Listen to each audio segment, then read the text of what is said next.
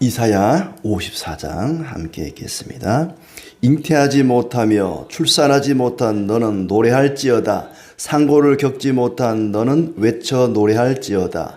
이는 홀로 된 여인의 자식이 남편 있는 자의 자식보다 많음이라. 여호와께서 말씀하셨느니라. 내 장막터를 넓히며 내 처소의 휘장을 아끼지 말고 널리 펴되 너의 줄을 길게 하며 너의 말뚝을 견고히 할지어다. 이는 내가 좌우로 퍼지며 내 자손은 열방을 얻으며 황폐한 성읍들을 사람 살 곳이 되게 할 것임이라.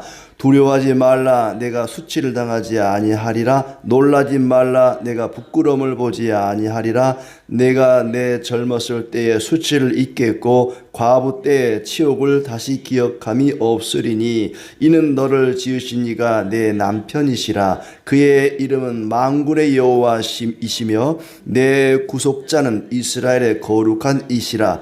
그는 온 땅의 하나님이라 일컬음을 받으실 것이라. 여호와께서 너를 부르시되 마치 버림을 받아 마음에 근심하는 아내 곧 어릴 때의 아내가 되었다가 버림을 받은 자에게 함과 같이 하실 것임이라. 내 하나님께서 말씀하셨느니라. 내가 잠시 너를 버렸으나 큰 긍휼로 너를 모을 것이요 내가 넘치는 진노로 내 얼굴을 내게서 잠시 가렸으나 영원한 자비로 너를 긍휼히 여기리라. 내 구속자 여호와께서 말씀하셨느니라. 이는 내게 노아의 홍수와 같도다. 내가 다시는 노아의 홍수로 땅 위에 범람하지 못하게 하리라 맹세한 것 같이 내가 내게 노하지 아니하며 너를 책망하지 아니하기로 맹세하였노니 산들이 떠나며 언덕들은 옮겨질지라도 나의 자비는 내게서 떠나지 아니하며 나의 화평의 언약은 흔들리지 아니하리라. 너를 긍휼히 여기시는 여호와께서 말씀하셨느니라. 너 공고하며 광풍에 요동하여 안위를 받지 못한 자여 보라. 내가 화려한 태색으로 내 돌 사이에 더하며 청옥으로 내 기초를 쌓으며 홍보석으로 내 성벽을 지으며 성류석으로 내 성문을 만들고 내 지경을 다 보석으로 꾸밀 것이며 내 모든 자녀는 여호와의 교훈을 받을 것이니 내 자녀에게는 큰 평안이 있을 것이며 너는 공의로 설 것이며 학대가 내게서 멀어질 것인즉 네가 두려워하지 아니할 것이며 공포도 내게 가까이 하지 못할 것이라. 보라, 그들이 분쟁을 일으킬지라도 나로 말미암지 아니한 것이니 누구든지 너와 분쟁을 일으키는 자는 너로 말미암아 패망하리라. 보라, 숯불을 불어서 자기가 쓸만한 연장을 제조하는 장인도 내가 창조하였고 파괴하며 진멸하는 자도 내가 창조하였은즉 너를 치려고 제조된 모든 연장이 쓸모가 없을 것이라. 일어나 너를 대적하여 송사하는 모든 혀는 내게 정죄를 당하리니 이는 여호와의 종들의 기업이요 이는 그들이 내게서 얻은 공인이라. 여호와의 말씀이니라. 아멘. 네, 오늘도 주님의 은혜와 평강이 가득하기를 진심으로 축복합니다. 이사야 40장 이후로의 말씀은 회복과 구원의 말씀이기 때문에 굉장히 기쁨과 즐거움과 또 소망이 넘치는 그런 말씀입니다.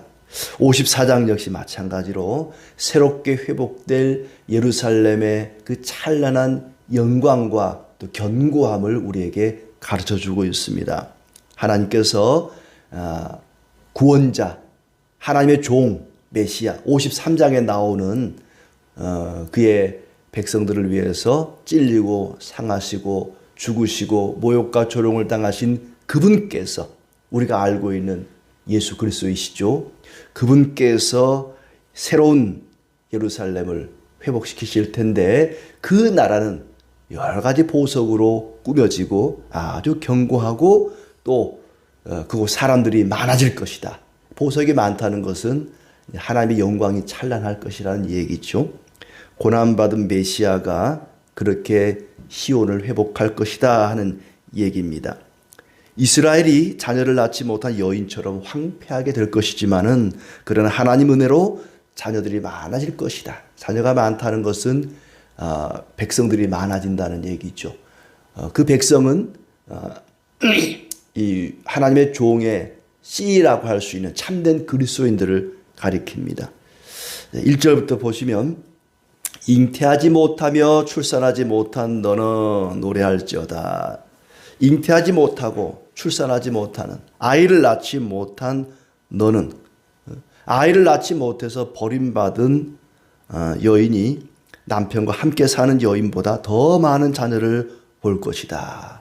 이스라엘이 남과 북으로 나뉘어서 북이스라엘은 아수르에, 남유다는 바벨론에 망해서 끌려가고 내쫓김을 당하고 했는데, 그것이 마치 아이를 낳지 못해서 쫓겨난 여인과 같이 그렇게 버림을 받았다고 이야기합니다.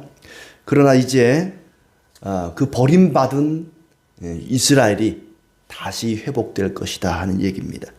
너의 장막을 든든히 하고 넓혀라. 네가 좌우로 퍼지며 자손이 이방 나라들을 차지하고 황폐한 성읍의 주민이 가득할 것이다. 3절에 보면은 좌우로 퍼지며 자손은 열방을 얻으며 황폐한 성읍들을 사람 살 곳이 되게 할 것이다. 또 2절에도 장막터를 넓혀라. 휘장을 아끼지 마라. 널리 펴되 줄을 길게 하고 말뚝을 견고히 하라. 울타리의 휘장이 얼마나 사람이 그 안에 많은지, 이게 막 울타리가, 이 휘장이 점점 넓어질 수 있으니까 말뚝이 부러지지 않도록 이 말뚝을 견고히 하고 휘장을 넓히고, 그만큼 예루살렘의 사람들이 많아질 것이다 하는 얘기죠. 두려워하거나 당황하지 말라. 수치를 당하거나 부끄러움을 당하지 않을 것이다. 젊은 시절, 과부 시절의 수치와 치욕을 기억하지 않을 것이다. 젊을 때의 치욕을 잊어버려라. 쫓겨났던 그 시절의 치욕을 잊어버려라. 새로운 남편인 네 하나님께서 너에게 많은 자녀들을 줄 것이니, 얼마나 많은 자녀들이, 백성들이 예루살렘에 모이게 될 것인지, 그 과거의 그 수치와 부끄러움과 그리고 버림받았던 그 일들은 그냥 자연스럽게 잊혀질 것이다. 기억하지 못하게 될 것이다 하는 얘기입니다. 새로운 남편인 하나님께서 과거의 수치를 잊어버릴 만큼 그렇게 풍성한 복을 주실 것이다. 너를 지으시고 구속하시며 온 세상을 다스리시는 만군의 거룩하신 하나님이 네 남편이 될 것이다. 젊은 나이에 아내가 되었다가 버림 받아서 마음이 아픈 너를 주께서 부르신다. 잠시 너를 버렸으나 큰 긍휼로 너를 다시 불러드리겠다. 북이스라엘, 남유다가 하나님께 버림받아서 그렇게 괴로움을 당하게 되고 또 슬픔을 당하겠지만은, 그러나 그것은 잠시뿐이다. 잠시 너를 버렸으나 큰 긍휼로 다시 불러드릴 것이다. 다시 모으겠다 하는 얘기입니다. 여기서 특징은 뭐냐면은 하나님의 진노는 잠시, 긍휼은 영원하다. 8절에도 내가 넘치는 진노로 내 얼굴을 내게서 잠시 가렸으나 그렇습니다. 잠시. 영원한 자비로 너를 긍휼히 여기리라. 잠시. 하나님의 진노는 잠시.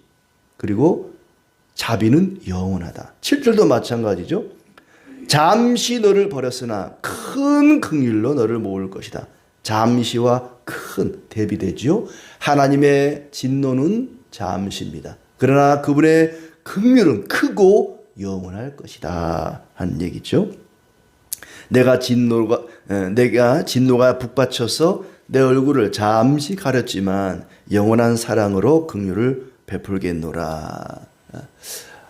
하나님의 백성들이 죄를 범할 때 우상을 숭배하고 하나님을 외면하고 말씀을 듣지 않을 때 하나님께서 진노하십니다. 매로 때립니다. 그러나 그 진노는 잠시라는 거예요. 그리고 긍휼은 크고 영원할 것이다. 그것은 마치 노아 때에 다시는 홍수로 멸하지 않겠다고 약속했던 그것과 같다. 노아 때에 다시는 홍수로 멸망하지 않겠다고 약속한 것처럼 너에게 꾸짖거나 벌하거나 노하지 않겠다고 하나님이 약속하신다. 9절 말씀에 노아의 홍수와 같도다 그랬죠. 내가 다시는 노아의 홍수로 땅 위에 범람하지 못하게 하리라 맹세한 것 같이 내가 내게 노하지 아니하며 너를 책망하지 아니하기로 맹세하였노라. 하나님께서 노아 시대 때 약속을 하셨습니다. 그 약속, 그 언약을 무지개 언약이라 그러죠. 무지개를 보여주면서 그 무지개의 뜻이 뭡니까? 다시는 이와 같은 홍수로 너를 멸하지 않겠다. 이게 무지개 언약입니다. 하나님께서 홍수로 세상을 멸하신 다음에 무지개를 보여주셨어요. 그 무지개를 볼 때마다 하나님의 언약을 기억하도록. 아하, 하나님이 우리가 범죄할 때에 진노하기는 진노하지만 홍수 때와 같이 그렇게 무지막지하게 모조리 쓸어버리는 그런 진노는 하지 않겠다. 이게 무지개의 의미고 무지개의 약속이거든요. 무지개를 보면은 하늘과 땅을 이어줍니다. 그렇죠? 비 온 뒤에 무지개 보면 하늘과 땅을 이어주는 것처럼, 그래서 흔히 예수님이 하늘과 땅을 이어주니까 예수님의 십자가가 하늘과 땅을 이어주는 것처럼 이 언약, 하나님께서 우리를 멸하지 않겠다고 하는 그 언약, 이 무지개 언약을 지금 이사야를 통해서 상기시켜 줍니다.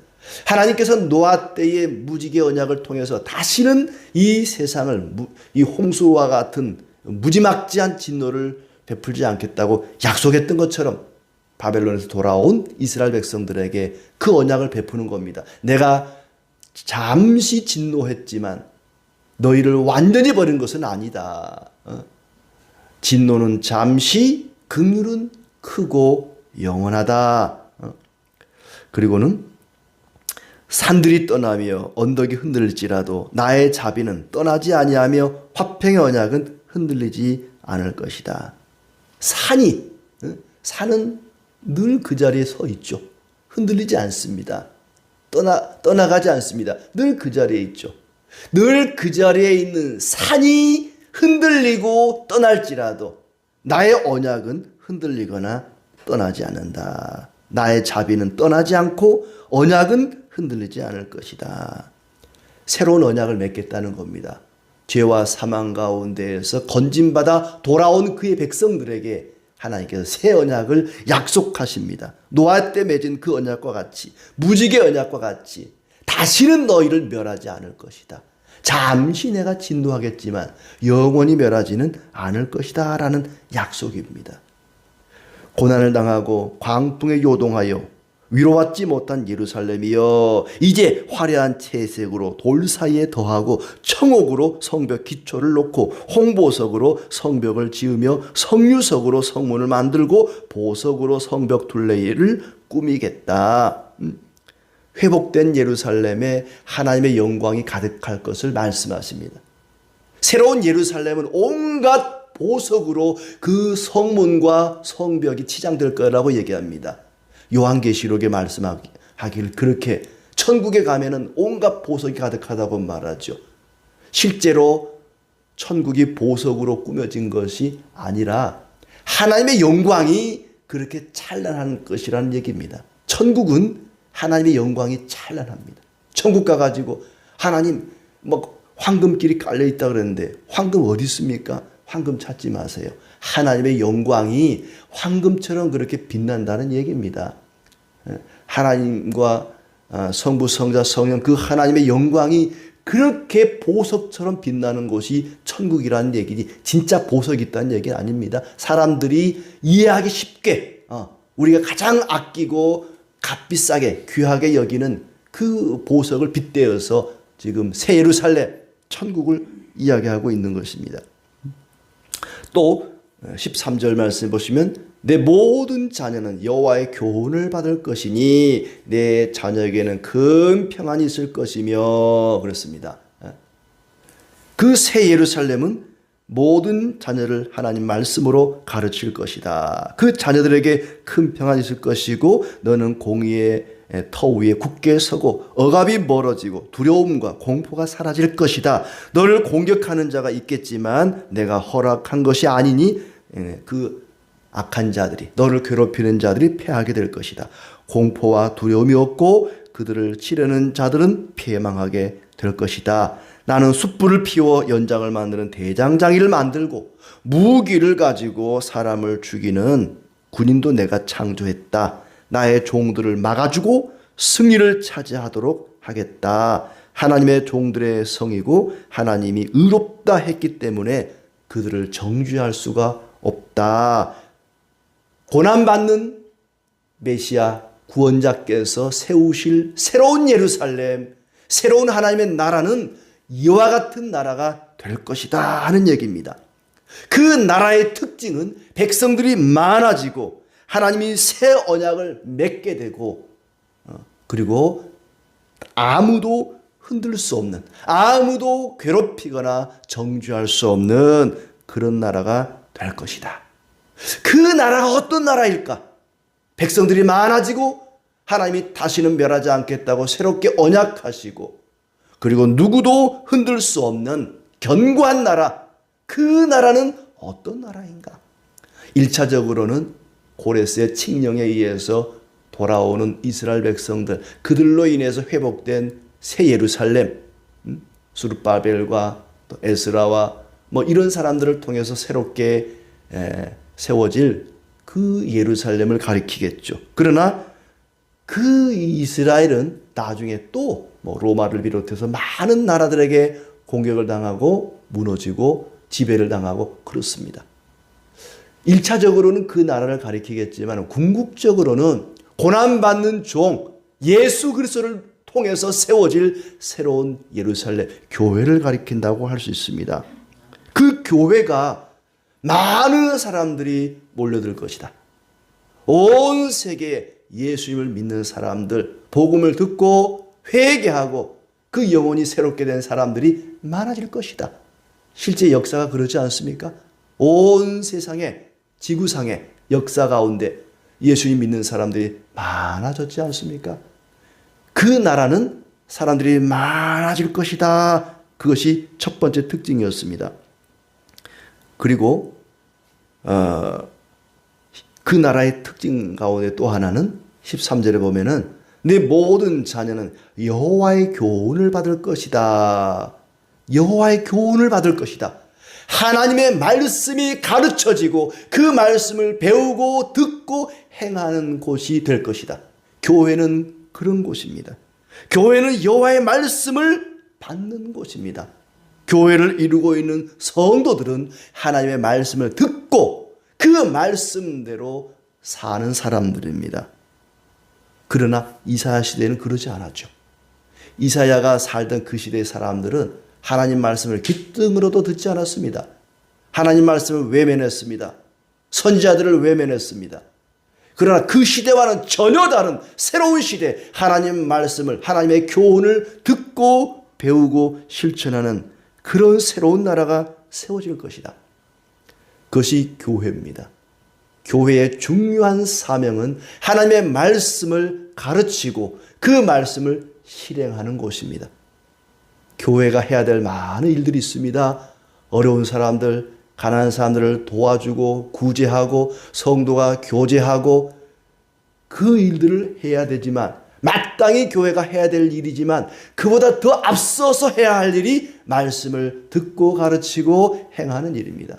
어떤 일보다 교회가 우선해야 되는 일은 하나님의 교훈의 말씀을 듣는 것입니다. 말씀이 가르쳐지지 않으면, 그 말씀을 실천하지 않으면 그곳은 교회가 아닙니다. 조금 약한 교회가 아니라 아예 교회가 아닙니다. 우리는 하나님 말씀 가르치지 않고 배우지 않고 그냥 우리끼리 모여서 돈 모아가지고 서로 맛있는 거 사 먹고 교제하고 어려운 사람 도와주자. 이거는 교회가 아닙니다. 그냥 사교 집단입니다. 교회는 반드시 하나님의 말씀이 가르쳐져야 되고 그 말씀을 듣고 배우고 실천하는 곳이어야 합니다. 하나님의 말씀이 가르쳐지지 않으면 교회가 아니다. 이사야를 통해서 주시는 새로운 예루살렘, 고난받는 종을 통해서 세워질 그 새 예루살렘은 하나님의 말씀이 가르쳐지고 그 말씀의 교훈 아래에 함께 모여서 그 말씀을 준행하는 곳이 바로 그 새로운 나라 교회입니다. 그럴 때에 하나님께서 그 자녀들에게 평안을 주신다 그랬습니다. 여호와의 교훈을 받을 것이니 내 자녀에게는 큰 평안이 있을 것이다. 큰 평안이 있을 것이다. 그리고 나서 그 14절에 이어지는 말씀. 학대가 내게서 멀어질 것이다. 두려워하지 않을 것이다. 공포도 내게 가까이 하지 못할 것이다. 하나님의 말씀이 가르쳐지고 배우고 실천하는 그곳에는 평안이 넘칠 것이고 두려움이 사라질 것이고 하나님이 그들을 지켜주신다 그랬습니다. 어떤 자들도 너희에게 대적하겠지만 그들이 패망하게 될 것이다. 하나님이 너희를 지켜줄 것이다. 너를 대적하여 송사하는 모든 혀는 내게 정죄를 당하리라. 하나님의 말씀을 잘 가르치고 듣고 배우고 실천하는 그곳에 하나님이 평강을 주시고 힘을 주시고 용기를 주시고 담대하게 하시고 도와주실 것입니다. 그리하여 어떤 자들도 우리를 정죄하지 못할 것입니다. 하나님이 의롭다 하셨기 때문에 하나님께서 늘 지켜주시기 때문에 교회는 견고할 것이고 영원할 것이고 든든할 것입니다. 그 가운데 살아가는 성도들도 하나님이 지켜주시고 힘을 주시고 용기를 주시고 보호하십니다. 이 하나님을 믿고 의지하며 오늘도 기쁨과 즐거움 가운데 살아가기를 진심으로 축복합니다.